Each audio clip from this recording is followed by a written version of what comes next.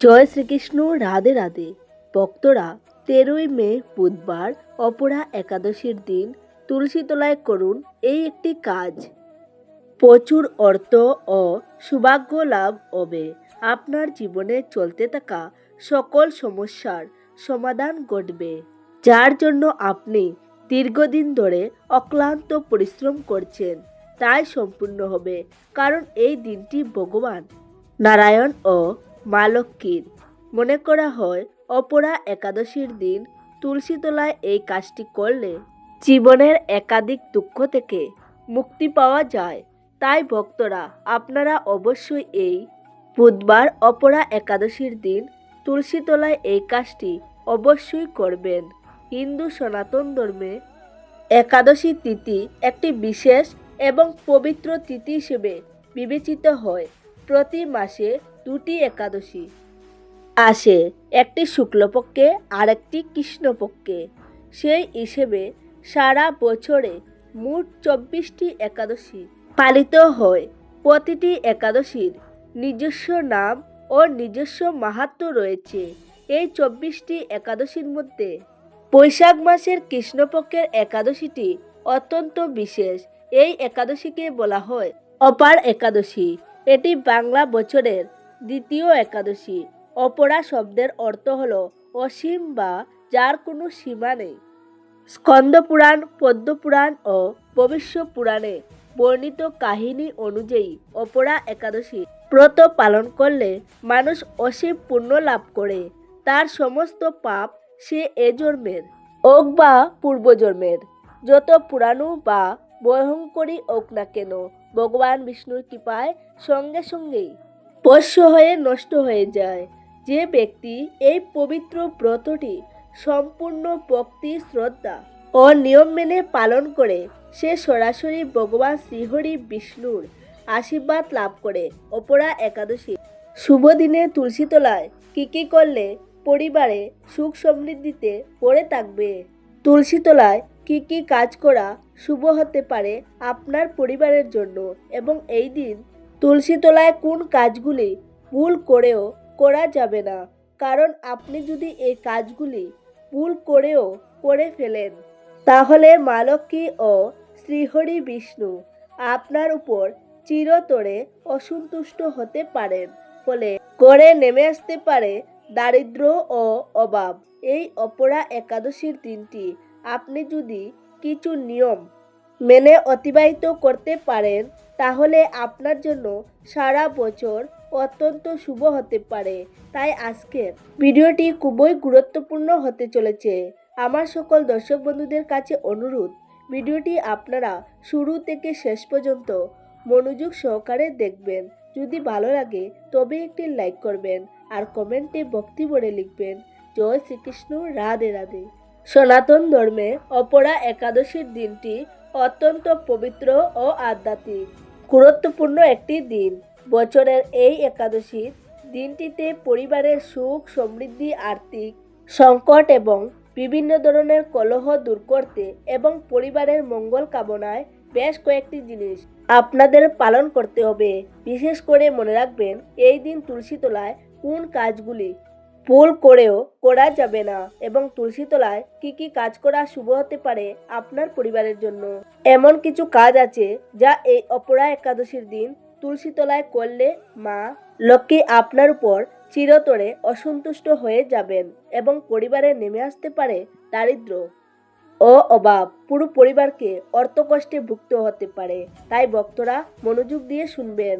তুলসীতলায় কোন কাজগুলি ভুল করেও করা যাবে না। তবে তার আগে ভক্তরা আমরা জেনে নেব এই অপরা একাদশী পালনের নিয়ম। ভক্তবৃন্দ, একাদশীর দিনে সূর্যোদয়ের আগে ঘুম থেকে উঠে স্নান করতে হবে। একাদশীর দিনে জলে সামান্য গঙ্গা জল, কালো তিল বা আমলকির রস মিশিয়ে স্নান করা অত্যন্ত পবিত্র বলে মনে করা হয়। স্নানের পর পরিষ্কার হালকা বা হলুদ বস্ত্র পরিধান করুন। কালো বা গাঢ় নীল রঙের বস্ত্র এই দিনে পরা একেবারেই উচিত নয়। এরপর বাড়ির মন্দির ভালোভাবে পরিষ্কার করুন। যদি বাড়িতে ভগবান বিষ্ণু বা গোপালের মূর্তি থাকে তাহলে তাদের পঞ্চামৃত, দুধ, দই, ঘি, মধু ও চিনি দিয়ে স্নান করান। তারপর গঙ্গাজল দিয়ে অভিষেক করে সুন্দর হলুদ বস্ত্র পরিয়ে দিন। এরপর ডান হাতের জল, হলুদ ফুল এবং কালো তিল নিয়ে ভগবানের সামনে বসে আন্তরিকভাবে সংকল্প নিন, হে প্রভু শ্রী হরিনারায়ণ, আমি এক সাধারণ মানুষ। আপনার কৃপা, পরিবারের মঙ্গল, সুখ সমৃদ্ধি এবং দুর্ভাগ্য থেকে মুক্তির জন্য আজ অপরা একাদশীর ব্রত গ্রহণ করছি। হে প্রভু, আমাকে এই ব্রত সঠিকভাবে পালন করার শক্তি দিন। সংকল্পের জল ভগবানের চরণে অর্পণ করুন। এরপর পূজা শুরু করুন। ভগবানকে চন্দন, হলুদ ফুল অর্পণ করুন। মনে রাখবেন, তুলসী পাতা ছাড়া ভগবান বিষ্ণু কোনো ভোগ গ্রহণ করেন না। তাই ভোগে অবশ্যই তুলসী পাতা রাখবেন। ধূপ দেখান এবং ঘিয়ের প্রদীপ জ্বালান। আম, তরমুজ, কলা, আপেল ও সাত্বিক মিষ্টি ভোগ হিসেবে নিবেদন করুন। এরপর আসনে বসে ওম নমো ভগবতে বাসুদেবায় মন্ত্র জপ করুন। চাইলে বিষ্ণু সহস্রনাম পাঠ করতে পারেন। এই দিনে এর ফল 1000 গুণ বেশি হয়। সন্ধ্যার সময় সূর্যাস্তের পর ঘরের মন্দিরে এবং দরজায় ঘিয়ের প্রদীপ জ্বালান এবং ভগবান বিষ্ণু ও মা লক্ষ্মীর স্মরণ করুন। এই ব্রতের মূল ভাবই হল ইন্দ্রিয় সংযম এবং ব্রহ্মচর্য পালন। তাই একাদশীর আগের দিন দশমী থেকে রসুন, পেঁয়াজ, মাংস, মদ ও তামসিক খাবার ত্যাগ করতে হবে। একাদশীর দিন রাগ, লোভ, হিংসা, অহংকার, পরনিন্দা করা সম্পূর্ণ নিষেধ। যে কোনো পরিস্থিতিতে রাগ করবেন না এবং কাউকে কটু কথা বলবেন না। এই দিনে কোনো গাছের পাতা, ডাল বা ফুল তোলা উচিত নয়। চলুন বন্ধুরা, এবার জেনে নেওয়া যাক তুলসী তলায় সেই বিশেষ কাজটি সম্পর্কে, যার জন্য আপনি দীর্ঘ সময় ধরে অপেক্ষা করছেন। তবে তার আগে ভিডিওতে অবশ্যই একটি লাইক করে দেন। দেখুন, এত গুরুত্বপূর্ণ ভিডিও আমি কাদের জন্য নিয়ে আসি, শুধুই আপনাদের জন্য। তবুও আপনারা ভিডিওতে লাইক করেন না। আজকে আমি আশা রাখছি আপনারা ভিডিওটি অবশ্যই লাইক করবেন। আমার বিশ্বাস ভাঙবেন না বন্ধুরা। এখনই ভিডিওটি লাইক করে দিন। তাহলে চলুন ফিরে আসা যাক মূল টপিকে। ভক্তরা, এই অপরা একাদশীর দিন তুলসী পুজোর সাথে অবশ্যই আপনারা তুলসী তলায় যদি এই কয়েকটি কাজ বা এই কয়েকটি ক্রিয়াকলাপ করতে পারেন, তা অত্যন্ত শুভ হতে পারে। দেখবেন ভাগ্য আপনার বদলে যাবে বেশ কয়েকদিনের মধ্যে। তা অবশ্যই আপনারা মনোযোগ দিয়ে শুনবেন। এই অপরা একাদশীর দিন তুলসী তলায় কি কি কাজ করা অত্যন্ত শুভ হতে পারে, বিশেষ করে এই 4টি তুলসী পাতা যদি আপনারা এই অপরা একাদশীর দিন এই স্থানে রাখতে পারেন, তাই অত্যন্ত শুভ হতে পারে। এই ক্রিয়াকলাপকে মহাসিদ্ধ ক্রিয়াকলাপ বলা হয়েছে, যা আপনার জীবন বদলে দিতে পারে। তা অবশ্যই মনোযোগ দিয়ে শুনুন। তুলসী তলায় কি কি কাজ করা শুভ হতে পারে আপনার পরিবারের জন্য। বিশেষ করে প্রথমে যে ক্রিয়াকলাপটি করবেন, এই অপরা একাদশীর দিন সন্ধ্যাবেলায় একটি শুদ্ধ মাটির প্রদীপ নেবেন। এতে গরুর কাটি ঘি ব্যবহার করবেন। মনে রাখবেন, প্রদীপের সলতে যেন তুলুর না হয়ে মৌলি, সুতো বা লাল সুতোর হয়। এই লাল সলতে সৌভাগ্যের প্রতীক। প্রদীপটি তুলসী তলায় রাখার সময় মুখ উত্তর পূর্ব দিকে রাখবেন। প্রদীপ জ্বালানোর সময় মনে মনে বলবেন, শুভং করতি কল্যাণং আরোগ্য ধন সম্পদ। এতে আপনার ঘরের বাস্তুদোষ এবং অকাল মৃত্যুর ভয় দূর হবে। যদি আপনারা এই নিয়মে একাদশীর দিন তুলসী তলায় প্রদীপ জ্বালাতে পারেন, তাহলে মা লক্ষ্মীর কৃপা সর্বদা আপনার পরিবারের সাথে থাকবে। দ্বিতীয়ত, অপরা একাদশীর সকালে স্নান করে শুদ্ধ বস্ত্র পরিধান করে তুলসী তলার মাটি সামান্য কপালে তিলক হিসেবে ধারণ করবেন। এরপর তুলসী গাছের গোড়ায় বা তুলসী মন্দিরে চন্দন সিঁদুর দিয়ে একটি স্বস্তিক চিহ্ন আঁকবেন। স্বস্তিকা হলো সিদ্ধির প্রতীক। এটি করলে আপনার আটকে থাকা কাজ দ্রুত সম্পূর্ণ হতে শুরু করবে। তৃতীয় ক্রিয়াকলাপ, শুধু প্রদীপ জ্বালানোই যথেষ্ট নয়। এই অপরা একাদশীর দিন প্রদীপ জ্বালানোর পর তুলসী গাছকে অন্তত 9 বার বা 27 বার প্রদক্ষিণ করবেন। প্রদক্ষিণ করার সময় এই ছোট্ট মন্ত্রটি পাঠ করবেন, মহাপ্রভুর জননী সর্ব সৌভাগ্য বর্দনী আদি বেদি হরা নিত্য তুলসীতম নমস্তুতে। এটি করলে আপনার জীবনে ও আপনার পরিবারের সুখ সমৃদ্ধি বজায় থাকবে। কোনো দিন কোনো সমস্যার সম্মুখীন হতে হবে না। চতুর্থ ক্রিয়াকলাপ, যাদের আর্থিক উন্নতি হচ্ছে না তারা এই দিন একটি নতুন লাল ওড়না তুলসী গাছে জড়িয়ে দেবেন এবং টবের পাশে একটি কড়ি রেখে দেবেন। পরের দিন সেই কড়িটি নিয়ে আপনার আলমারিতে বা টাকা রাখার বাস্কে রেখে দিতে পারেন। এটি মা লক্ষ্মীকে আপনার ঘরে আকৃষ্ট করবে। বিশেষ করে আপনাদের সাথে যে তুলসী তলায় ক্রিয়াকলাপটি করার কথা বলা হলো সেটি অবশ্যই মনে ভক্তি নিয়ে করবেন এবং বিশেষ করে 4টি তুলসী পাতা অবশ্যই আপনারা গঙ্গা জলে রেখে সেই জলটি আপনারা পুরো বাড়িতে ছিটিয়ে দেবেন। এতে আপনার বাড়ির নেতিবাচক শক্তি দূর হবে শ্রী বিষ্ণুর কৃপায়। ভক্তরা অবশ্যই এই অপরা একাদশীর শুভ দিনে ভগবান বিষ্ণুর সাথে অবশ্যই মাতা দেবী লক্ষ্মীর পূজার আরাধনা করবেন। এর থেকে আপনারা আশীর্বাদ লাভ করতে পারবেন। চলুন ভক্তরা এবার জেনে নেওয়া যাক এই অপরা একাদশীর দিন তুলসী তলায় কোন কাজগুলি ভুলেও করা যাবে না। কারণ এই কাজগুলি যদি আপনি ভুল করেও করে ফেলেন তাহলে আপনার ঘরে নেমে আসতে পারে দারিদ্র্য ও অভাব। মা লক্ষ্মী চিরতরে আপনার উপর অসন্তুষ্ট হতে পারেন।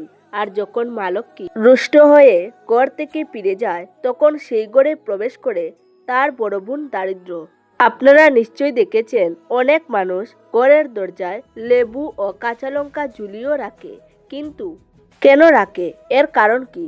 লেবু ও কাঁচা লঙ্কাকে দারিদ্র্যের খাদ্য বলা হয়। যখন দরজায় তার খাদ্য পেয়ে যায় তখন সে ঘরের ভিতরে ঢুকে না। অনেকেই বলে আমরা এত পরিশ্রম করি তবুও ফল পাই না, ঘরে লক্ষ্মী আসে না। এর কারণ হলো এইসব ভুল। ভক্তরা, সমস্ত একাদশী তিথি ভগবান বিষ্ণুকে উৎসর্গ করা হয়।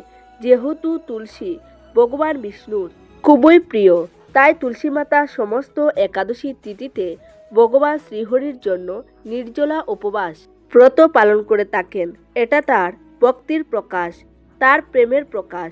এই পবিত্র তিথিতে তুলসী মাতা নির্জলা ব্রত পালন করেন। তাই এই অপরা একাদশীর দিন তুলসী তলায় কিছুতেই জল অর্পণ করবেন না। এটি করলে তুলসী মাতার ব্রত ভঙ্গ হয় এবং তুলসী মাতা কষ্ট পান। এছাড়াও রবিবার এবং একাদশীতে তুলসীকে জল নিবেদন করলে তুলসী গাছ শুকিয়ে যায় বলে শাস্ত্রে বলা হয়েছে। সেই সঙ্গে লক্ষ্মী ও ভগবান বিষ্ণু অসন্তুষ্ট হন এবং আপনার পরিবারকে দারিদ্র্যের দিকে ঠেলে দিতে পারেন। তাই বিশেষভাবে বৈশাখ মাসে এই অপরা একাদশীতে কখনোই তুলসী গাছে জল নিবেদন করবেন না। এই বিষয়টি সবসময় মাথায় রাখবেন এবং পরিবারকে জানাবেন। তুলসীকে জল দেওয়ার সর্বোত্তম সময় হলো সকালবেলা। স্নানের পর পরিষ্কার বস্ত্র পরিধান করে পরিষ্কার মনে তুলসীর কাছে যান।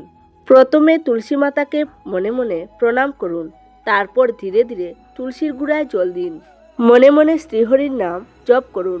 হরে কৃষ্ণ কৃষ্ণ কৃষ্ণ হরে হরে, হরে রাম রাম রাম হরে হরে। এই মহামন্ত্র জপ করতে করতে তুলসীকে জল দিন।